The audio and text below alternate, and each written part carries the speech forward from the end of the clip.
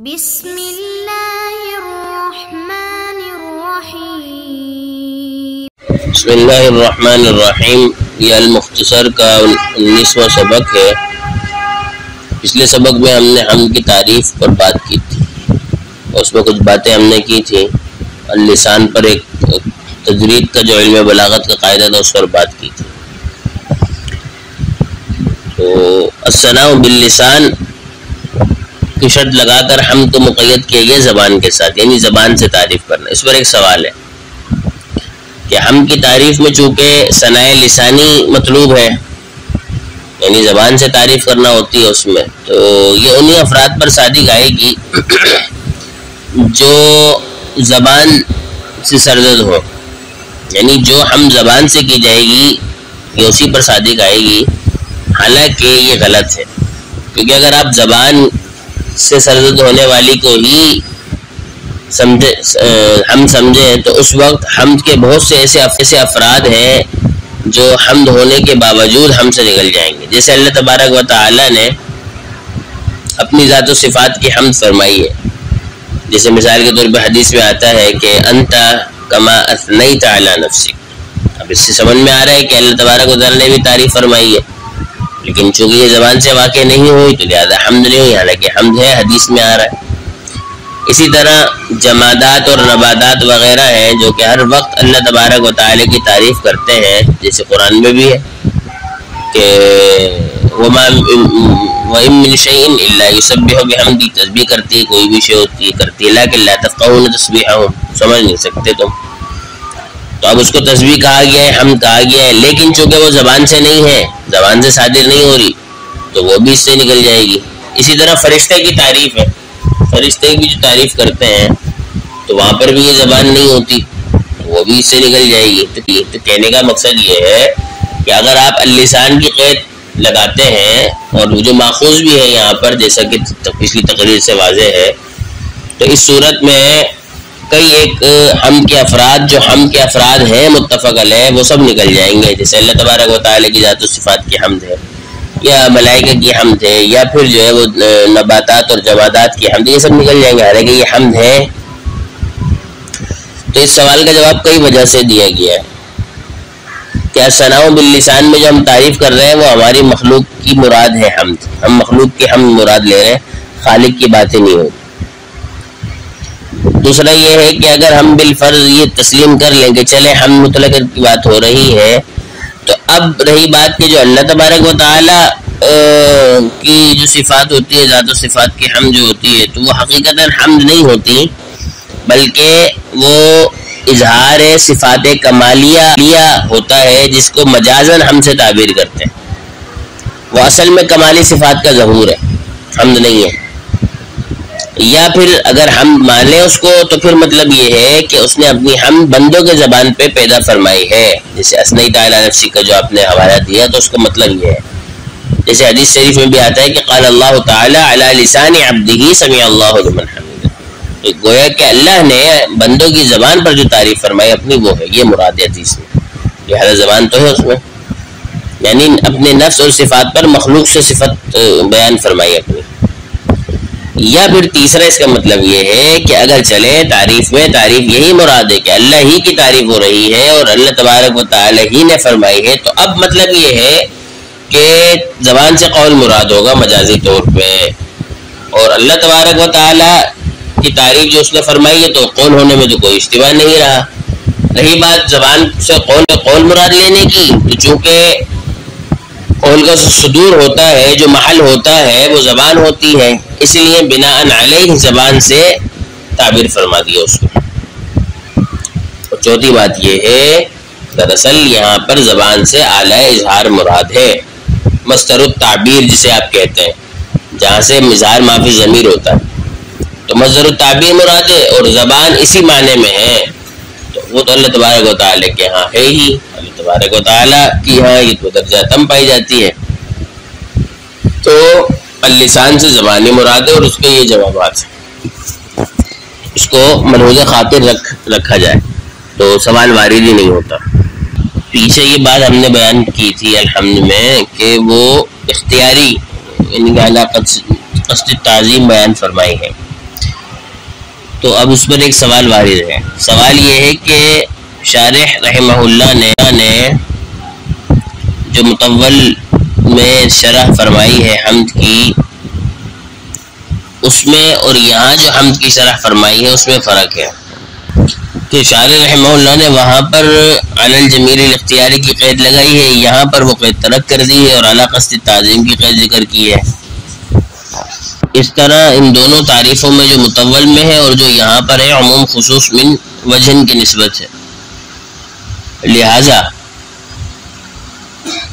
کہ انہوں نے یہاں پر علی الجمیل اختیاری کے بجائے اعلیٰ قصد تعظیم کی قید ذکر کی ہے اور وہاں پر قصد تعظیم کے بجائے علی الجمیل اختیاری کی قید ذکر کی ہے. تو اب ہوگا یہ کہ یہ تعریف جو یہاں پر ہے اس حمد پر صادق آئے گی کہ جو تعظیم کی جہت سے ہو، گو کہ محمود علیہ کی اختیاری خوبی پر نہ ہو، اور اس تعریف سے وہ تعریف نکل جائے گی کہ جو اختیاری خوبی پر تو ہو لیکن بطریق تعظیم نہ ہو.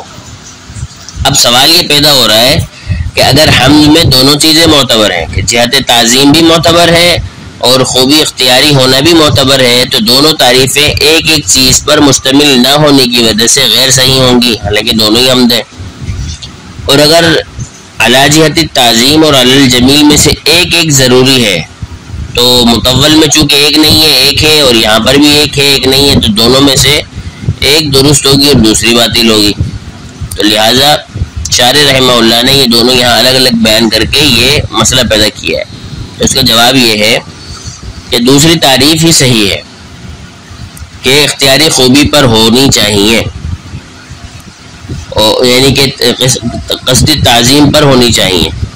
رہی اس بات کی جی محمود علی کا اختیاری اور غیر اختیاری ہونا، تو بات دراصل یہ ہے کہ خوبی اختیاری ہی ہوتی چاہیے جس پر تعظیم کے طور پر تعریف کی جائے، اگرچہ یہاں پر قید نہیں بیان فرمائی مگر مفہوم ضرور ہے. اس لیے کہ کوئی بھی انسان کسی بھی انسان کی تعریف جو کرتا ہے ہم اسی وقت کہلاتی ہے جب وہ صفات اس کے اختیار میں ہو اور افعال اکتسابیہ پر ہو. افعال اکتسابیہ اور صفات اختیاریہ میں نہ ہو تو وہ پھر ہم نہیں ہوتی. تو گو کہ مصنف رحمہ اللہ نے یہاں پر جو ہے وہ اختیاری خوبی کی بات نہیں کری، لیکن مراد ہے اس لیے کہ مفہوماً مراد ہے. سمجھ میں آ رہی ہے بات، کیونکہ حمد کہلانے کی مستحق وہی ہے کہ جو اختیاری خوبی پر تعریف کی جاتی ہے بطور تعظیم کے. کیونکہ بات دراصل یہ کہ حمد میں چند چیزیں ضرور ملحوظ رکھی جاتی ہیں، ایک تعریف کرنے والا، دوسری جس کی تعریف کی جائے یعنی محمود، تیسری جس کے ساتھ تعریف کی جائے یعنی کلمات تعریف، اور چوتھی محمود علیہ کہ وہ خوبی جس پر حمد کی جائے، جیسے علم کی وجہ سے یا کرم سخاوت کی وجہ سے، شجاعت کی وجہ سے. اور اسی طرح ایک مدح ہے اس میں بھی یہ چیزیں ملحوظ ہوتی ہیں. اور صرف محمود علیہ میں فرق ہوتا ہے کہ حمد کے اندر محمود علیہ میں ذرا سا اشتباہ ہے، مدح میں محمود علیہ میں ذرا سا اشتباہ ہے کہ وہ محمود سے کیسے ممتاز ہوگا. تو سو وجہ اس کی امتیاز یہ ہے کہ وصف جو حسن ہے اس میں آپ تعریف کر رہے ہیں مدح کے اندر، جب یوں اعتبار کیا جائے کہ وہ محمود کی طرف منسوب ہے تو اس کو محمود بھی کہیں گے، اور اگر یوں لحاظ کیا جائے کہ محمود واقعتاً یا ہمارے اعتقاد میں اس کے ساتھ متصف ہے صفت کے ساتھ تو اس کو محمود علیہ کہیں گے. اس صورت میں محمود بھی اور محمود علیہ میں فرق صرف اعتباری نکلے گا. اور بعض نے یہ فرق بیان کیا ہے کہ محمود علیہ وہ ہوتا ہے جو کلمہ اعلیٰ کا مدخول ہو، اور اس صورت میں ان دونوں میں عموم خصوص مطلق کی نسبت ہوگی، کیونکہ اعلیٰ کا جو بھی مدخول ہوگا ایسے حسن کہ جو محمود کی طرف منسوب ہوگا محمود بھی ہے اور اس کے الٹ نہیں ہوتا. تو مثال کے طور پہ عمر نے زید کو 1 درہم دیا اور زید نے اس کی تعریف کر دی، یعنی حمدت زیدن علی اعطاء الدرہم، تو اعطاء درہم باعث حمد ہونے کی بنا پر محمود علیہ ہے، اور اس وجہ سے کہ اس وصف حسن کے ساتھ جو محمود کی طرف منسوب ہوا ہے محمود بھی ہے. اس صورت میں اگر عمر کے علم پر تعریف ہو اور کہا جائے کہ حمدت علی علمہ ہی، تو ہر دونوں الگ الگ ہو جائیں گے. تو یہ بڑا باریک فرق ہے، اس کو یاد رکھنا چاہیے کہ حمد اور مدح میں یہ بنیادی فرق ہے کہ حمد اور محمود میں چیزیں ایک جیسی ہیں، لیکن حمد اور مدح میں اور بس یہ کہ محمود بھی اور محمود علیہ کا ذرا سا اشتباہ ہے. تو یہ اس کی کچھ مباحث تھے خارجی جو بیان کرنا ضروری تھا. تو اس سے متحقق یہ ہوا کہ محمود علیہ اور محمود بھی نفس الامر میں الگ الگ متحقق ہو سکتے ہیں، اور یہ بھی واضح ہوا کہ حمد کے ماتحت مدح کا ذکر بھی کیا جا سکتا ہے اور وہ کرنا بھی صحیح ہے، اور بعض لوگوں نے ایسا کیے بھی ہے، اور گو کہ بعض لوگوں نے ان دونوں کو آپس میں ایک دوسرے کا ایک ہی سمجھا ہے. بہرحال تو اب یہاں تک ہم نے حمد کی بات کی ہے کہ حمد اس تعریف کو کہتے ہیں کہ جو زبان کے ساتھ ہو، تعظیم کے ارادے سے ہو، اختیاری خوبی پر ہو، تعلق ہو اس کا یا نعمت کے ساتھ کہنا ہو. آگے فرماتے ہیں والشکر. اب شکر کو بیان کرنے کے لیے ان دونوں کے درمیان نسبت اور مفہوم اور مابیل امتیاز کو بیان کرنے کے لیے بیان فرماتے ہیں کہ والشکر ينبئ عن تعظیم المنعم.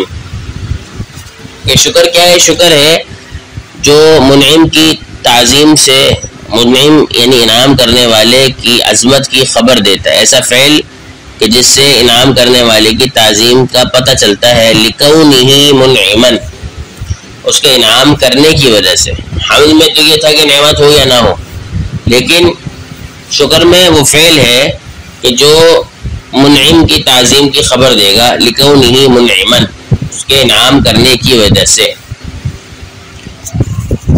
سواء کان باللسان او بالجنان او بالارکان. اب چاہے وہ زبان کے ساتھ ہو، چاہے وہ اعضاء کے ساتھ ہو، چاہے وہ دل کے ساتھ ہو. فرمایا شکر فعل ینبی. یہاں پر ایک سوال ہے. سوال کی تقریر یہ ہے کہ عرف میں جب بھی فعل بولا جاتا ہے، وہ فعل یہاں پر بولا گیا، تو جب بھی عرف میں فعل بولا جاتا ہے تو وہ قول اور اعتقاد کے مقابلے میں ہوتا ہے.